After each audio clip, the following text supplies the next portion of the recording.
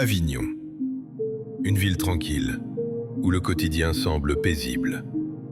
Et pourtant, depuis plusieurs mois, quelque chose d'inquiétant trouble la quiétude des habitants. Des jeunes femmes sont agressées, violées, souvent sur leur balcon, parfois chez elles, en pleine nuit. Les victimes, terrorisées, racontent des scènes semblables. Un homme qui escalade, frappe, menace, puis disparaît comme un fantôme. Les enquêteurs se retrouvent face à un casse-tête. Aucune piste solide au début. Aucun profil clair. L'homme semble méthodique, organisé, mais insaisissable. Chaque plainte est minutieusement analysée. Les policiers examinent le lieu, recherchent les empreintes, interrogent les voisins. Une constante se dessine. L'agresseur tente parfois de discuter avec ses victimes, parfois même de séduire. Une étrange contradiction. La violence est là, mais accompagnée d'une dimension quasi obsessionnelle. Des premiers suspects sont arrêtés, interrogés, relâchés. Rien ne correspond. La ville vit dans la peur. Les habitants se méfient. Les jeunes femmes ne sortent plus seules. Les portes restent fermées. La tension monte. La presse s'empare de l'affaire, surnommant l'agresseur le violeur des balcons. Mais pour la police, il reste une ombre, un puzzle qu'il faut reconstituer. Puis une première piste apparaît. Un témoignage, un détail insignifiant, mais qui se recoupe avec d'autres. Une fois de plus, l'homme est décrit comme discret, presque invisible dans sa vie quotidienne. Les enquêteurs commencent à dresser un profil psychologique. Quelqu'un de solitaire, intelligent, organisé, mais possiblement frustré dans sa vie personnelle. La tension est à son comble. Les policiers ont des pistes, mais rien n'est encore concret. L'ombre du violeur des balcons plane sur Avignon. Les habitants continuent de vivre dans la crainte et l'enquête se dirige lentement vers le moment où le suspect, jusque-là invisible, commencera à se dessiner dans le viseur des enquêteurs. Les enquêteurs reprennent chaque détail des agressions, recoupent les témoignages et examinent les profils des suspects potentiels. Chaque indice, aussi minime soit-il, devient crucial. Des habitudes se dessinent. L'homme connaît les lieux, choisit ses moments et semble étrangement proche du quotidien de ses victimes. Il devient évident que ce n'est pas un criminel de carrière, mais un homme perturbé par quelque chose dans sa vie personnelle. Peu à peu, la lumière se fait sur un nom qui revient souvent dans certaines zones ciblées, Abdelhamid. Au début, rien ne le relie directement aux agressions, mais sa vie personnelle commence à intriguer les enquêteurs.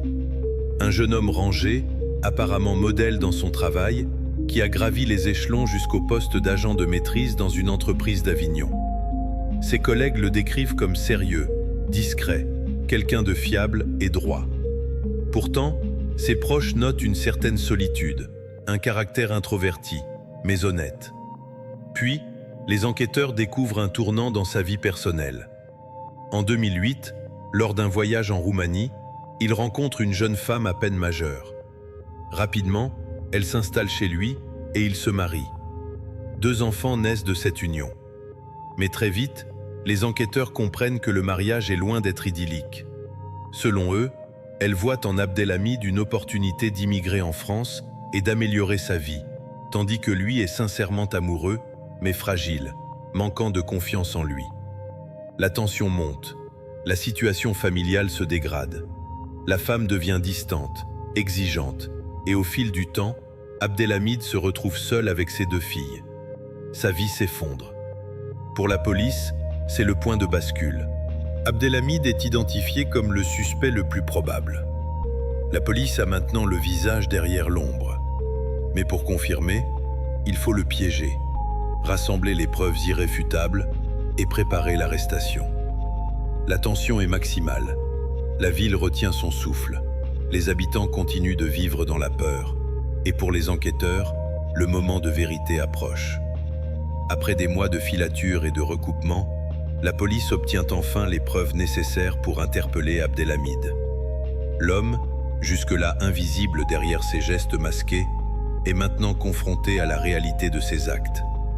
Lorsqu'il est arrêté, il reste calme, presque figé. Mais pour les enquêteurs, c'est un soulagement. Le cauchemar peut enfin être documenté et les victimes auront la possibilité de croiser son regard. Le procès s'ouvre à huis clos à Avignon. Pour les jeunes femmes, c'est le moment qu'elles redoutaient et espéraient à la fois. Abdelhamid, jusque-là connu uniquement par ses agressions masquées et anonymes, est désormais face à elles. Les victimes racontent, une à une, ce qu'elles ont subi. La peur, l'humiliation, la violence, la destruction de leur quotidien. Les témoignages sont puissants, bouleversants, et imposent le silence dans la salle. Chaque mot pèse comme un coup de marteau, chaque récit rend tangible l'horreur. Les experts psychologues expliquent le profil d'Abdelhamid. Un homme faible, dépendant d'une validation constante, dont la frustration personnelle s'est transformée en violence extrême. Sa quête de réassurance, sa colère face à l'abandon de sa femme et sa perception déformée de la virilité ont généré un engrenage infernal. Le public et les jurés voient un homme ordinaire devenu monstre par un mélange de faiblesse et de rage. À la barre, Abdelhamid tente de montrer des remords. Il parle de psychothérapie, de regrets et de sa volonté de changer. Mais face à l'énumération interminable des agressions, les excuses sonnent creuses.